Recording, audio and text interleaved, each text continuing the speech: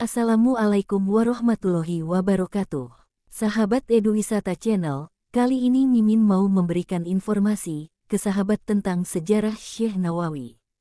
Sebelum Mimin menjelaskan, alangkah baiknya sahabat tekan dulu tombol like dan subscribe-nya. Oke, saya ucapkan terima kasih yang sudah like dan subscribe-nya. Sejarah hidup Syekh Nawawi Al-Bantani, ulama Indonesia mendunia. Syekh Muhammad Nawawi Al-Bantani adalah sosok ulama besar, intelektual muslim, sekaligus pejuang dalam perlawanan terhadap kolonial Belanda. Salah seorang ulama besar Indonesia yang mendunia adalah Syekh Muhammad Nawawi Al-Bantani.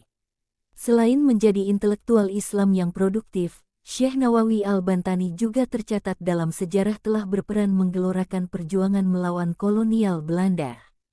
Jika dilihat dari nasabnya, Syekh Nawawi Al-Bantani masih memiliki pertalian keturunan dengan Sunan Gunung Jati, anggota Wali Songo yang juga Sultan Cirebon pada tahun 1479 sampai tahun 1568 Masehi. Syekh Nawawi Al-Bantani lahir dari keluarga agamis di Desa Tanara, Serang, Banten, pada 1813. Ayahnya adalah Kiai Haji Umar bin Arobi, ulama dan penghulu desa. Nama kecilnya adalah Muhammad Nawawi bin Umar bin Arobi Al-Bantani, anak sulung dari 7 bersaudara. Diceritakan belajar ke Tanah Suci. Sejak kecil, Muhammad Nawawi sudah tampak kecerdasan dan ketekunannya dalam menuntut ilmu agama. Pertama kali ia belajar dari ayah kandungnya, Kiai Haji Umar bin Arobi.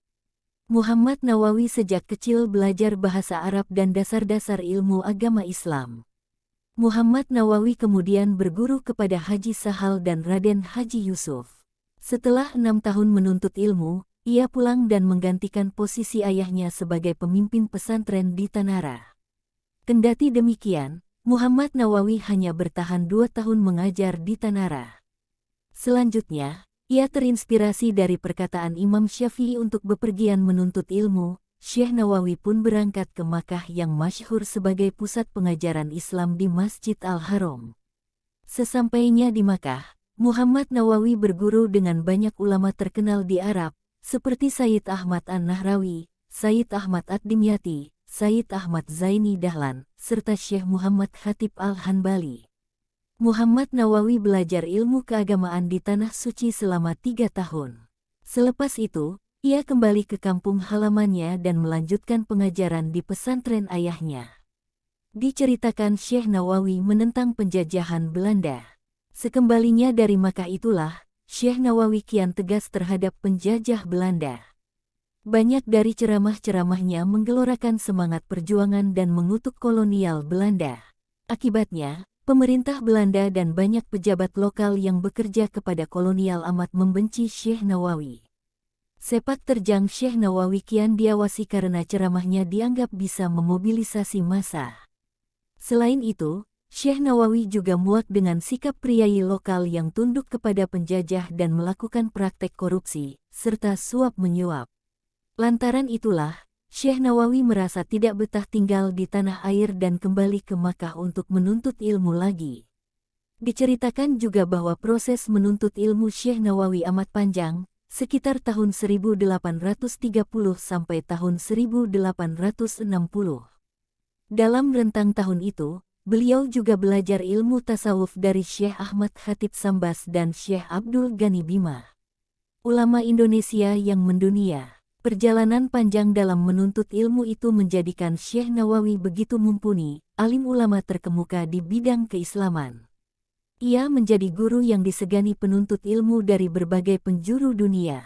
Terlebih ketika Syekh Nawawi dipercaya mengajar di Masjid Al-Haram selama 10 tahun, tahun 1860 sampai tahun 1970. Selepas itu, Syekh Nawawi berkonsentrasi menulis sejumlah kitab yang membahas berbagai ilmu keislaman, mulai dari tafsir, fikih, usuluddin, ilmu tauhid, tasawuf, sejarah Islam, tata bahasa Arab, hadis, dan akhlak. Karyanya amat banyak, bahkan diperkirakan lebih dari 100 kitab keislaman, mencakup kitab tafsir Al-Munir yang fenomenal, kitab As-Samaraiyaniyah, Syarah Ar-Riyadil Al-Badiyah, Al-Aqat As-Samin Syarah Fat Al-Mubin Sulam Al-Munajah Syarah Safinah As-Salah, dan sebagainya. Dalam uraian, biografi intelektual Syekh Nawawi Al-Bantani, yang ditulis Suwarjin, usai mengajar di Masjid Al-Haram, Syekh Nawawi membuka pengajaran mandiri di rumahnya. Sejak itu, ratusan penuntut ilmu berbondong-bondong datang ke rumahnya sejak pagi hingga siang. Setiap hari, setidaknya, Syekh Nawawi memberikan kuliah Islam dalam 3 mata pelajaran yang disesuaikan dengan kebutuhan murid-muridnya. Guru tokoh-tokoh bangsa, kendati tinggal di Makkah, Syekh Nawawi tetap memberikan suntikan semangat perjuangan kepada murid-muridnya yang berasal dari Nusantara. Hal ini terbukti dari sebagian muridnya yang menjadi tokoh Islam yang menentang penjajah Belanda seperti Haji Wasit dan Haji Tubagus Ismail yang mengomandoi pemberontakan Cilegon 1888.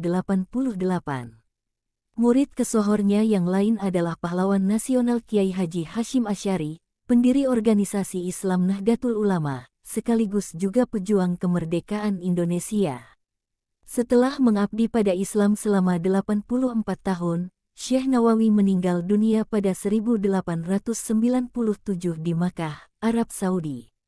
Di Indonesia, setiap tahunnya selalu diperingati hari wafatnya Syekh Nawawi di Pondok Pesantren An-Nawawi di Tanara, asuhannya Kiai Haji Ma'ruf Amin yang kini menjabat sebagai Wakil Presiden RI periode tahun 2019 sampai tahun 2024.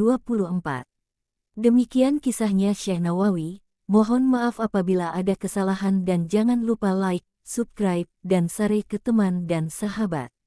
Wassalamualaikum warahmatullahi wabarakatuh.